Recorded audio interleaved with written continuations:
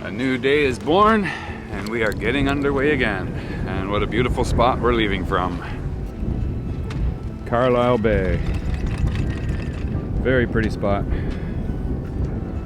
Uh-oh. That's not supposed to be there. Brendan's pulling up the anchor. Got some boats just arriving as we're just pulling out. Okay, you need me to pull up a bit more now? What are we up at? I think we just passed 40. Okay. Alright, I'll go back to engine. Okay, he's got the snubber up and pulling in the line. Just needs me to use the engine to pull us up, because you'd never want to use your windlass to actually pull the boat up. That's bad. Just so you know. You never want to put that kind of strain on the windlass motor itself, let alone the bearings and the main shaft. You'll just destroy all of that stuff.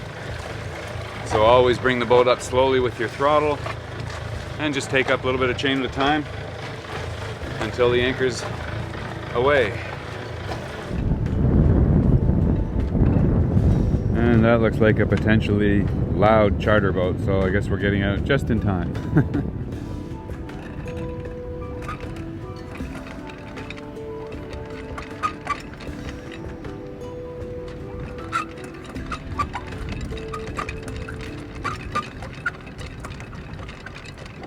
Anchor off the ground yet? Yeah. That's my cue. Get this puppy in gear.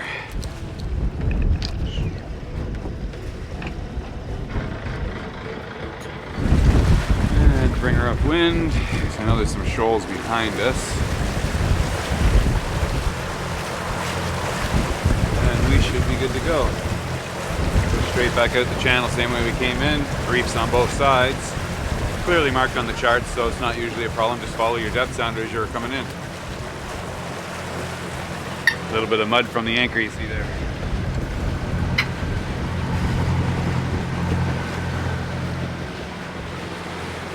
And coming around. Looks like Brendan's cleaning the mud off the anchor. Oh, wants me to slow down.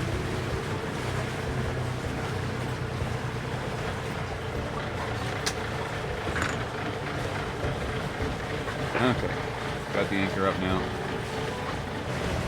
What was it? You had a lot of mud? Yeah, it was completely filled up with sand. Okay. Foulmouth Bay, here we come.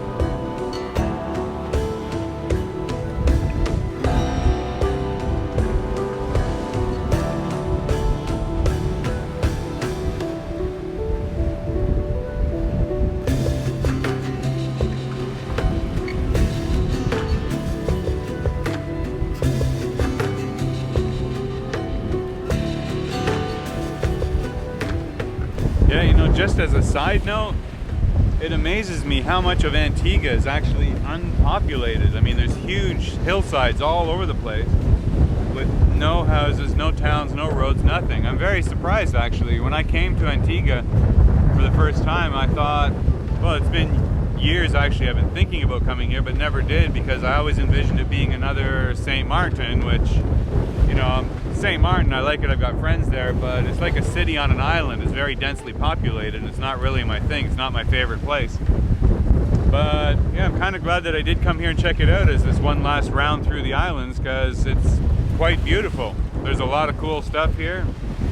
So far it hasn't been bad. There's a few places, you know, expensive, I must admit, so we'll send out a few warnings about those just so you guys know. I mean, if you don't mind spending $40 for a beer and a Coke, then it's not a big deal, but me, I'm on a budget, so I gotta watch those places. But we did go and have a nice time. It was a nice anchorage. We enjoyed it last night. But now we're just in the stretch of land between back there where we left Carlisle Bay, and just heading up into here now where we're going to find Falmouth Bay. And as you can see, it's completely just ongoing mountainsides, hillsides with no civilization at all. It's amazing. It is beautiful, and we'll give it that. So Antigua, yeah, I do like Antigua. It's a nice spot for sure.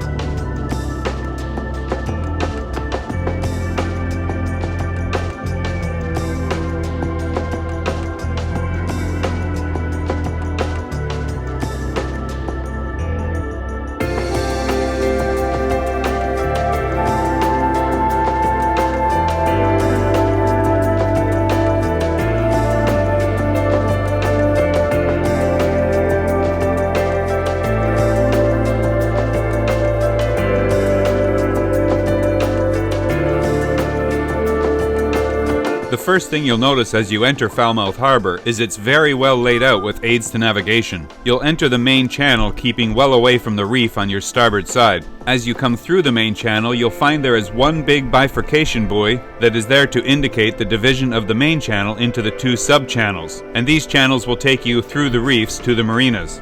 The first you'll find on starboard is the Antigua Yacht Club. Right next to that are the mega yacht docks for the Falmouth Harbor Marina. And if you follow along the port side channel, you'll arrive at the Catamaran Club Marina. There is plenty of room to anchor in Falmouth Harbor. The only exclusion zones are right in front of the marinas, so avoid those, but take your pick anywhere else, just minding the reefs, so that if you end up with a wind reversal in the middle of the night, you won't end up backing up onto the reef.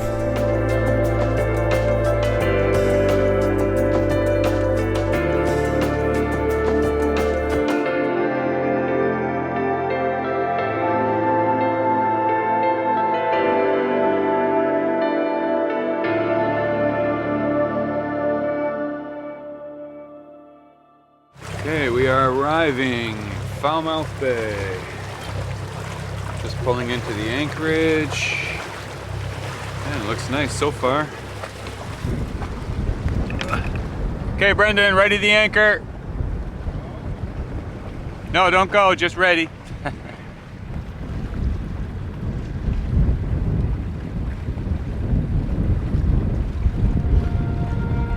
Okay, take it to 80.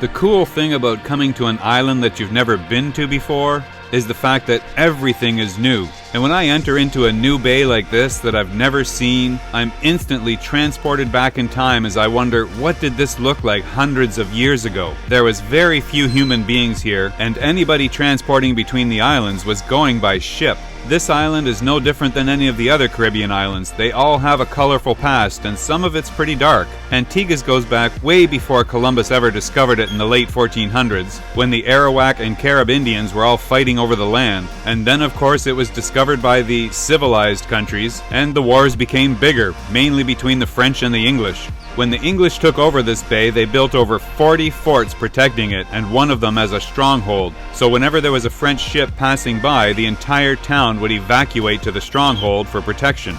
In the 1700s, most of the islands fell victim to the slave trade, and Antigua was no different. This went on for over a century, but in 1834, Britain abolished the slave trade, and even in Antigua, all the slaves were freed. Unfortunately, they found themselves freed into an environment on an island, owned by white people that owned everything, and the slaves had little or no money. So this left them in a situation where most of them just ended up doing the same thing they were doing before, but for just enough money to keep themselves fed. Sounds strangely like the evolution of the middle class in modern-day society. And yes, there might be something worth thinking about there. Anyway, back to the romance. What a beautiful day in a beautiful bay. And yes, I just can't help but feel teleported back in time and wonder what this looked like just hundreds of years ago. Even now it feels so pristine, so untouched. Well, maybe except for these miles of concrete docks built for modern-day pirates to hide out. Oops. Oh well. That's probably enough Captain Rick sentiment for one day. So for now I will bid you farewell. Thank you again for watching. Stay safe out there, everyone, and we'll see you next episode.